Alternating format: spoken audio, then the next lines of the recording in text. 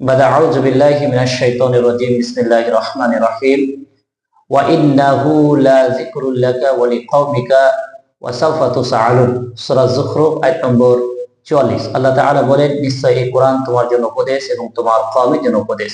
অচিরেই কোরআন সম্পর্কে তোমাদেরকে জিজ্ঞাসা করা হবে। কোরআন এসেছে এই রমজানুল মুবারক মাসে।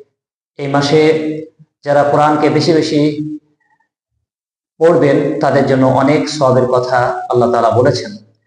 কোরআন হচ্ছে একমাত্র হিদায়াতের মূল। আল্লাহ তাআলা কোরআনে বলেছেন, যালিকা হুদাল্লাহি ইয়াহদি বিহি মান ইয়াশা। আল্লাহ এই কোরআনের মাধ্যম দিয়ে যাকে চান তাকে হিদায়াত প্রদান করেন। কোরআনে আরো আল্লাহ তাআলা ইরশাদ করেছেন যে ওয়ানজির আশিরাতাকাল আকরাবিন, আপনি আপনার কওমকে, আপনার আত্মীয়-স্বজনকে কোরআনের মাধ্যম দিয়ে ভয় প্রদর্শন করান। কোরআনে এসেছে সায়াযাক্কুরু মান ইয়াখশা, কোরআনের মাধ্যমে